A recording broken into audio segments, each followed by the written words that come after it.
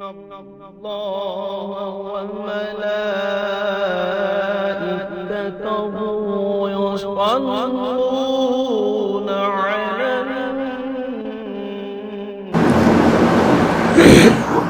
السلام علیکم ورحمۃ اللہ تعالی وبرکاتہ۔ الحمدللہ رب العالمین والصلاة والسلام علی سید الانبیاء والمرسلین، اما بعد فاعوذ باللہ من الشیطان الرجیم، بسم اللہ الرحمن الرحیم۔ غوث آدم بمن بے سر و ساما مدد، قبلہ دی مدد، کعبہ ایما مدد، باگرداب بلا افتادہ شکستانی، ضعیفان رات و کشتی، بحق کے خواجہ عثمان ہارون مدد کن، یا معین الدین چشتی مدد کن۔ اللہ کی سرتاب قدم شان ہے یہ، اللہ کی سرتاب قدم شان ہے یہ، انسان نہیں انسان وہ انسان ہے یہ۔ ارے قرآن تو ایمان بتاتا ہے انہیں، اور ایمان تو یہ کہتا ہے میری جان ہے یہ۔ آئیے سب سے پہلے مل کر ہم اور آپ سرور کائنات حضور رحمت عالم صلی اللہ تعالی علیہ وآلہ وسلم کی بارگاہ میں جس طرح میں پڑھاؤں اس طرح بآواز بلند پڑھیں۔ الصلاۃ والسلام علیک یا رسول اللہ، الصلاۃ والسلام علیک یا حبیب اللہ، الصلاۃ والسلام علیک یا نبی اللہ، وعلی آلک واصحابک یا سیدی یا نور اللہ، صلی اللہ تعالی علیہ وآلہ وسلم۔ میرے پیارے آقا علیہ الصلوۃ والتسلیم کے پیارے دیوانوں، دورہ ہاجر میں ایک ڈرامہ بہت زیادہ سوشل میڈیا، یوٹیوب، فیس بک پر شائع ہو رہا ہے، جو پاکستانی چینل سرکاری چینل TRT سے ریلیز کیا گیا، اس کی ڈبنگ کی گئی اردو زبان میں، اور وہ دنیا کا واحد ایسا ڈرامہ بنا کہ اس کو دیکھنے والے دیکھتے ہی دیکھتے ملینوں اربوں میں اس کے دیکھنے والوں کی تعداد ہو گئی۔ اسی درمیان کچھ ملکوں کے اندر کھلبلی ہوئی اور انہوں نے اس ناٹک کو، اس ڈرامے کو بین کرنا چاہا۔ وہ جانا مانا ڈرامہ ارطغرل غازی کا علیہ رحمہ کا ہے۔ اس کے اوپر کچھ باتیں میں آپ کو بتانا چاہتا ہوں جو نہایت افسوسناک ہیں۔ میرے پیارے آقا صلی اللہ تعالی علیہ وآلہ وسلم کے پیارے دیوانوں، یہ دیکھنا جائز ہے یا ناجائز ہے، اس کے اوپر تو علماء کرام کا اپنا اپنا موقف ہے، وہ مفتیان کرام سے رجوع کریں کہ دیکھنا جائز ہے یا ناجائز ہے۔ بہرحال کہنا اتنا تھا کہ ہمارے نوجوان طبقے میں ایک بہت زیادہ سوشل میڈیا پر اس ڈرامے کو لے کر بہت زیادہ نوجوان طبقے کے اندر اس ڈرامے کا مذاق بنا لیا۔ یہ ارطغرل غازی علیہ رحمہ کون تھے؟ ان کی کیا کہانی ہے؟ ان کی کیا ہسٹری ہے؟ یہ کیا تھے؟ کون تھے؟ کیا ان کا مشن تھا؟ کیا زندگی کے اصول تھے؟ کیا رہنے کے عادت تھے؟ کیا رہنے کے تمیز تھے؟ اس ڈرامے میں جیسا دکھایا جا رہا ہے یا دکھایا گیا ہے کہ ارطغرل غازی علیہ رحمہ حلیمہ سلطان کی محبت میں گرفتار ہو کر اور وہ صلیبیوں سے لڑائی لڑنا شروع کر دیتے ہیں، حالانکہ ایسا کچھ نہیں تھا۔ یہ نصیحت ایک قلم کی کاریگری تھی جو ڈائریکٹر نے اسے لکھا اور اسے شائع کرا۔ بات دراصل یہ تھی کہ ارطغرل غازی علیہ رحمہ ابن العربی علیہ رحمہ کے مریدوں میں سے تھے، اور ابن العربی علیہ رحمہ حضور غوث آدم رضی اللہ تعالیٰ عنہ کے بیٹوں میں آتے ہیں، یعنی روحانی بیٹوں میں آپ کا شمار ہوتا ہے، اور شیخ اکبر یعنی صوفیان کرام کا سلسلہ ابن العربی علیہ رحمہ سے ہی شروع ہوا ہے۔ میرے آقا صلی اللہ تعالی وسلم کے پیارے دیوانوں، تاریخ گواہ ہے ارطغرل غازی علیہ رحمہ شریعت کے پابند، انصاف پسند شخص تھے۔ آپ علیہ رحمہ کی زندگی کے بارے میں یہ آتا ہے کہ آپ دنیا کے اندر اسلام کے پرچم کی جد و جہد کے لیے اپنے قبیلے کو چھوڑا کرتے، اپنے بیوی بچوں کو چھوڑ کر سفر کیا کرتے، لیکن افسوس کی بات آج لوگوں نے اس ڈرامے کو، اس نام کو، ارطغرل غازی کو ایک مذاقیہ طور پر بنا رکھا ہے۔ کیا آپ کو معلوم ہے ارطغرل غازی علیہ رحمہ نے حلیمہ سلطان کی وجہ سے سلیبیوں سے لڑائی کری تھی؟ کیا آپ جنہیں جو کچھ لوگوں نے اس کے اوپر کمنٹ کر رکھی ہیں جو آپ کی شان میں گستاخی ہیں، سراسر گستاخیوں کے میں شمار ہوتا ہے. جیسے کہا جا رہا ہے کہ اگر مجھے حلیمہ سلطان جیسی محبت کرنے والی مل جائے تو میں پوری دنیا سے لڑ لوں گا، معاذ اللہ استغفر اللہ، ارطغرل بن کر پوری دنیا سے لڑ لوں گا. غالباً ایسا ہی کچھ کلام ہے، اور اس کے اوپر یوٹیوب ٹک ٹاک پر بہت زیادہ شائع کیا جا رہا ہے، شعر و شاعری کی جا رہی. ارطغرل، کیا میں آپ سے پوچھنا چاہتا ہوں، ارطغرل غازی علیہ الرحمہ نے اپنی زندگی کی جد و جہد اس لیے کری تھی کہ آپ لوگوں کی اس کی نمائش کریں، آپ لوگ اس سے ہنسی مذاق کریں، آپ ان کی زندگی کے جو رہنے سہنے کا طریقہ ہے اس کے اوپر مذاق بنائیں؟ ارے آپ اپنے ماضی کو بھول رہے ہیں کیا؟ اسی لیے کر رہا تھا کہ آپ ان کے نام کے اوپر واہیات کمانڈ کریں. میرے آقا صلی اللہ علیہ وسلم کے پیارے دیوانوں، آپ کی زندگی کا اصول جد و جہد صرف یہ تھا کہ انصاف اور آزادی ہو. آج جو تم جی رہے ہو آزادی کی زندگی، یہ انہی کی زندگی کے جد و جہد ہے. میرے آقا صلی اللہ علیہ وسلم کے پیارے دیوانوں، ارطغرل غازی علیہ الرحمہ نے اپنی پوری زندگی، جب وہ گھر سے نکلا کرتے تو اپنی جان ہتھیلی پر لے کے چلتے. لیکن افسوس، آج ہم اتنی کھلی زندگی جی رہے ہیں اور ان غازیوں کی اوپر اتنی بحث و مباحثہ کر رہے ہیں، اتنی ہنسی مذاق کر بنا رہے ہیں، اتنی واہیات کمنٹ کر رہے ہیں جو آپ کی شان کے گستاخ ہیں. آپ جانتے ہیں ارطغرل غازی علیہ الرحمہ ہیں کون؟ اللہ کے مقبول بندوں میں سے ہیں.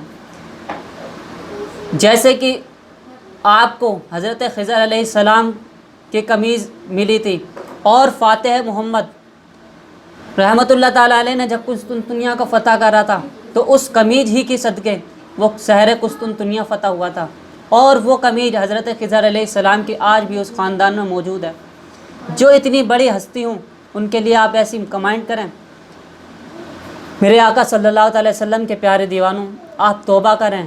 اور جو اس میں کردار نبھانے والے شخص ہیں وہ ایک ایکٹرز ہیں، ان کی زندگی ایکٹنگ کرنا ہے. انہوں نے، اب بہت سے لوگ سوچتے ہیں کہ یہ جو ایکٹنگ کرنے والا بندہ ہے، جو ایکٹر ہے، اداکار ہے، یہی دراصل ارطغرل ہے. ارے نہیں نادانوں، ارطغرل غازی علیہ الرحمہ تو شریعت کے پابند تھے، اور وہ تو شیخ اکبر معین الدین ابن العربی رحمۃ اللہ تعالیٰ علیہ کے مریدوں میں سے تھے. آپ ہر وقت ابن العربی علیہ الرحمہ کی سے اپنی بات کو رکھتے اور ان سے پوچھا کرتے اس کا مسئلہ کیا ہے، اس کو حل کیسے کرا جائے. میرے آقا صلی اللہ علیہ وسلم کے پیارے دیوانوں، آپ لوگوں نے ارطغرل غازی علیہ الرحمہ کو کیا سمجھا، اور انہوں نے اپنی زندگی کو کس لیے جد و جہد میں صرف کری، لیکن آپ لوگوں نے ان کی قدر نہ جانی اور ان کے اوپر فلمیں ڈرامے آیا. وہ ایک الگ بات ہے کہ ان کی زندگی تاریخ کے اوپر ہسٹری کے اوپر ایک ڈرامہ آیا. ڈرامہ بنانے والے نے بھی یہ نہیں سوچ کے بنایا ہوگا کہ اس ڈرامے کو دیکھ کر لوگ باگ واہیات کمنٹ کریں، بلکہ یہ بنایا ہوگا کہ لوگ اپنے ماضی کو جان کر مستقبل کو سدھاریں، حالات کو دیکھیں، مستقبل کو سدھاریں. لیکن افسوس کی بات، نہایت افسوس کی بات کہ ارطغرل غازی علیہ الرحمہ وہ شخصیت ہیں کہ رہتے دنیا میں، جب آپ دنیا میں تھے تو صلیبی اور آپسی غداروں کو ہلا کر رکھ رکھا تھا، ان کی زندگی کے میں ناک میں دم کر کے رکھ رکھا تھا. لیکن آپ لوگوں نے کیا کرا؟ ان کی جد و جہد کو، اور اب وہی نام ارطغرل غازی علیہ الرحمہ کا نام دنیا آج کے دور میں وہ نام اتنا مقبول ہے کہ اس نام نے آج بھی تہلکہ مچا رکھا ہے. یوروپ کنٹریاں دیکھ لیں، امریکہ، اسپین، برازیل، یہ دیکھ لیں، اور آپ دیکھیں ان لوگوں نے اس ناٹک کو، اس سیریل کو بین کر دیا. اور سب سے پہلے سعودی عرب، اس کا کیا تھا؟ سعودی عرب نے اس ناٹک کو بین کرا، اور بین کرنے کے بعد اس ناٹک پر پابندیاں لگائیں، اور وہاں جو نزدی حکومت ہے ان کے کچھ ملاؤں نے، مولویوں نے فتوی دینا شروع کر دیے کہ ارطغرل غازی دیکھنا نہیں چاہیے، وہ سخت ناجائز و حرام ہے. دیکھیے وہ ان کا موقف ہے کیا ہے. بات دراصل یہ نہیں ہے کہ حرام اور حلال کیا ہے، دیکھنا جائز ہے ناجائز ہے، عدم جواز ہے، کیا ہے، وہ ایک الگ مسئلہ ہے. لیکن سوچنے والی بات یہ ہے کہ آخر ان لوگوں کے ناک میں ایسا کیوں دم ہوا؟ آج سے پہلے ہر عید کو، ہر عید الفطر کے دن ٹی وی سیریل شائع ہوتے ہیں، بڑے بڑے سنیما گھروں میں لگائے جاتے ہیں، اور مسلمانوں کی کثیر تعداد وہ ڈرامے، فلمی ڈرامے دیکھنے جاتی ہے۔ تب تو کسی نے فتویٰ نہیں دیا کہ اس کو مت دیکھو، یہ ناجائز ہے، حرام ہے۔ کبھی کسی مسجد کے اندر عید کی نماز سے پہلے یہ خطبہ نہ دیا گیا کہ دیکھو یہ عید کا دن ہے، تمہیں رمضان کا تحفہ، یعنی رمضان کی محنت کے صدقے تمہیں یہ عید عطا ہوئی ہے، یہ اللہ تبارک رب العزت کی طرف سے تمہارے لیے ایک تحفہ ہے۔ لیکن کبھی کسی نے یہ بیانات نہیں دیے کہ فلم دیکھنا مت جاؤ، فلمیں ڈرامے دیکھنے مت جاؤ، یہ سخت ہے، حرام ہے۔ لیکن آج جب یہ ناٹک آیا یا فلمی ڈرامہ آیا تو لوگوں کی ناک میں دم ہو گیا، لوگ بڑے حیران ہو گئے کہ ارے یہ ارطغرل غازی شاید ہمارا اقتدار نہ چھین لیں۔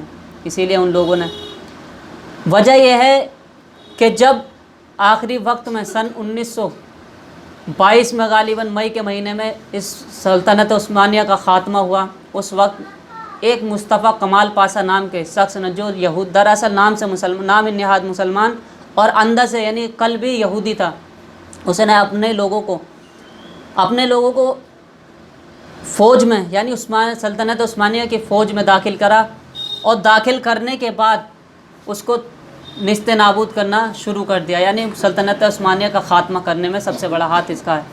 ایک یہودی اپنی ڈائری میں لکھتا ہے، جو جاسوسی کے لیے اس کو صلیبیوں نے بھیجا تھا، جب اس جاسوس کو بھیجا گیا تو اس نے عرب کے اندر یعنی شہر مکہ اور مدینہ کے اندر، کیونکہ مکہ مدینہ کی جو سرزمین ہے وہ بہت زیادہ یعنی کہ مقبول سمجھی جاتی تھی، اسی بنیاد پر اس نے اپنے جاسوس ہر جگہ جہاں جہاں سلطنت عثمانیہ کے پیر تھے، شاخیں تھیں، وہاں انہوں نے اپنے جاسوس بٹھا لیے، اور اس نے اپنی ڈائری میں لکھا کہ شیخ کیا نام ہے، صلی اللہ علیہ وسلم، درود شریف پڑھ لیں، اللہم صلی علی سیدنا و شفیعنا و حبیبنا مولانا محمد المعدن الجود والکرم والہ وبارک وسلم، صلاۃ و سلام علیک یا رسول اللہ یا حبیب اللہ یا نبی اللہ صلی اللہ علیہ وسلم۔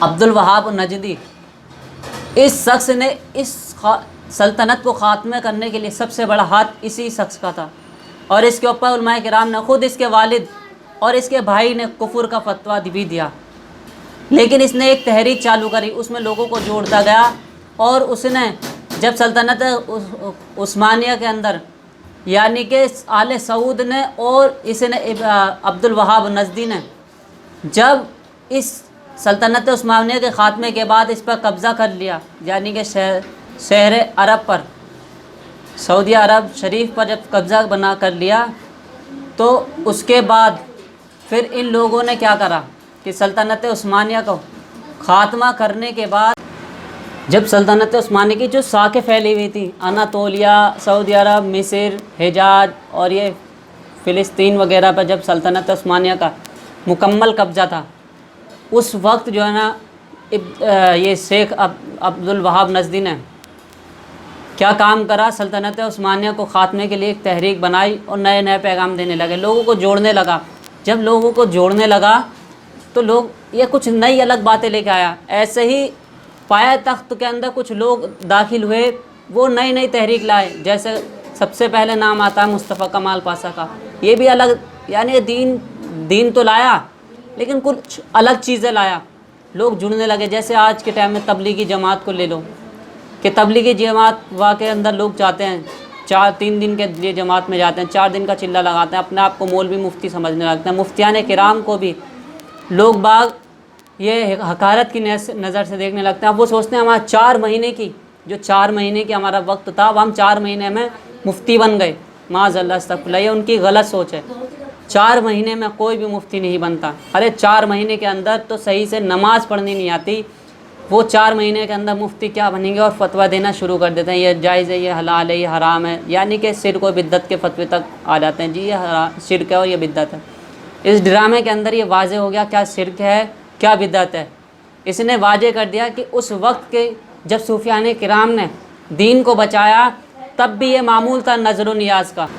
جو شاخیں پھیلی ہوئی تھیں یعنی اناطولیہ، حجاز اور مصر، کچھ کیا بولتے ہیں مشرقی حصہ، اور جو آج ٹرکش ہے ادھر، اور بہت سارے حصوں میں یہ ان کی ساکھیں پھیلی ہوئی تھی سلطنت عثمانیہ کی، کیونکہ اللہ رب العزت نے بہت زیادہ اس سلطنت عثمانیہ کو عروج ترقی عطا فرمائی۔ اور جب بہت زیادہ ترقی عطا فرما دی تو سن 1900 کے اندر یعنی 1700 کے اندر کوسم سلطان کے خاتمے کے بعد ماہرہ سلطان نے جب تخت پایا، تخت کے اندر عورتوں کا قبضہ ہو گیا، تو اس وقت مصطفیٰ کمال پاشا نے اپنے پیر پسالنا شروع کر دیے تھے۔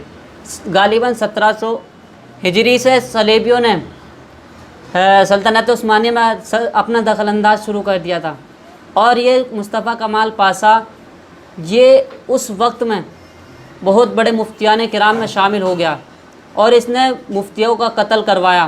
اس مصطفیٰ کمال پاشا نے عالموں کا قتل کروایا، اور یہ وہی مصطفیٰ کمال پاشا ہے جس نے 100 سال کی پابندی میں سب سے بڑا ہاتھ اسی مصطفیٰ کمال پاشا کا تھا۔ ہندوستان الحمدللہ، ہندوستان اور پاکستان اس وقت ایک تھا۔ جب یہ ہندوستان اور پاکستان ایک تھا، جب اس کو اکھنڈ بھارت کہا جاتا تھا، اس وقت کے لوگ سلطنت عثمانیوں کو بچانے کے لیے ہندوستان سے روانہ ہوئے۔